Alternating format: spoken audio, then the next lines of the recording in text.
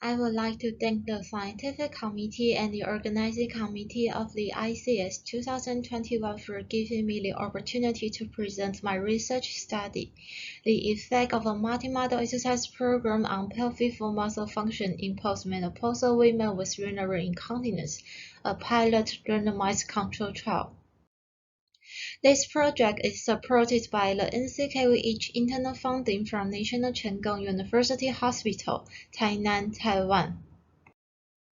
Menopause may be one of the risk factors of urinary incontinence in women, as the estrogen decline may lead to pelvic floor muscle dysfunction. The prevalence of urinary incontinence in postmenopausal women in Taiwan was about 30%. Moreover, many women tend to have a more sedentary lifestyle after menopausal transition. Previous studies have shown that high physical activity levels may have a protective role in preventing urinary incontinence. Pelvic floor muscle training has been recommended as the first-line conservative treatment for women with urinary incontinence, and regular physical exercise, including aerobic exercise and resistance exercise, may increase physical activity levels. Previous studies have shown that physical exercise with pelvic floor muscle training was effective in reducing incontinence symptoms in older women. However, the effect of physical exercise aiding to pelvic floor muscle training on pelvic floor muscle function in postmenopausal women with urinary incontinence remains unknown. Therefore, the primary aim of the study was to investigate the effect of a multimodal exercise program incorporating aerobic exercise, resistance exercise, and pelvic floor muscle training on pelvic floor muscle function in postmenopausal women with urinary incontinence. The secondary aim was to compare the effect of a multimodal exercise program with pelvic floor muscle training alone on pelvic floor muscle function in postmenopausal women with urinary incontinence. This was a parallel group pilot randomized control trial conducted from March 2020 to April 2021. The participants were recruited from the Urology Department of a public hospital, the community, and the social media.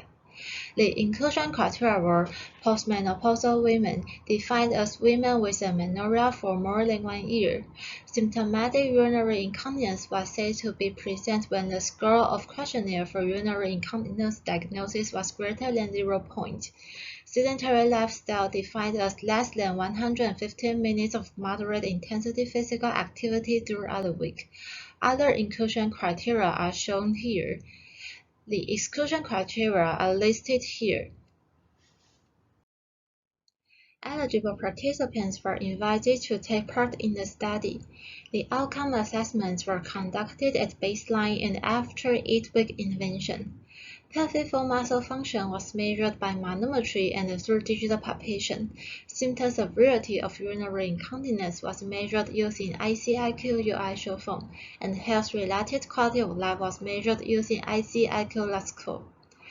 The intervention was provided twice weekly for 8 weeks, and the participants were randomly allocated to either the intervention group to receive a multimodal exercise program incorporating moderate intensity aerobic exercise and resistance exercise and pelvic floor muscle training, or the control group to receive only pelvic floor muscle training after baseline assessment.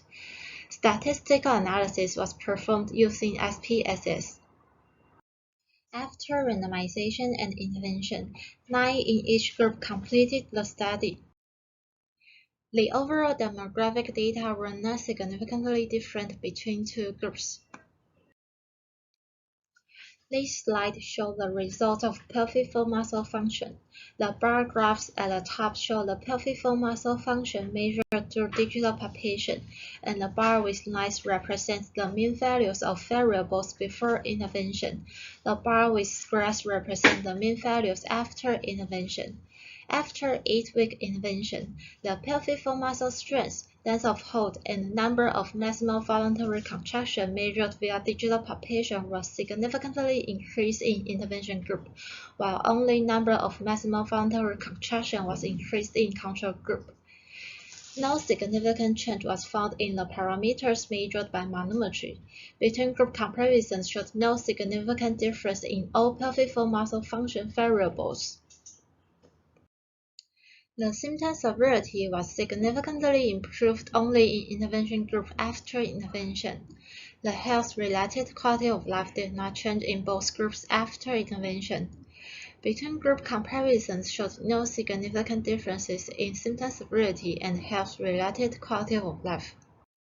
The results of this pilot randomized control trial suggested that an 8-week multimodal exercise program may improve pelvic floor muscle function and symptom severity in postmenopausal women with urinary incontinence. The improvement was found only in pelvic floor muscle function measured through digital palpation, while no change was found in those measured by manometry.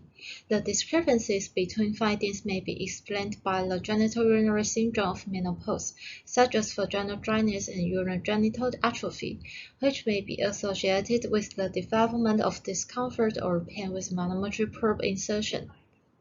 The symptom severity was reduced after multimodal exercise program. This finding was consistent with previous studies, which showed that physical exercise with pelvic floor muscle training effectively reduced symptom severity and leakage episodes in elderly women with urinary incontinence. No significant change in health-related quality of life was found in the study. As most of the participants were not symptom-free after intervention, it is possible that the symptoms still have a negative impact on health-related quality of life.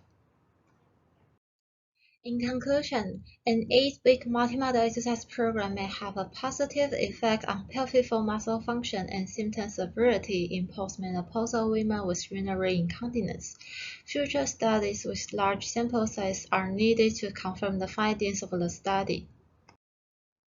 These are the references. Thank you for listening.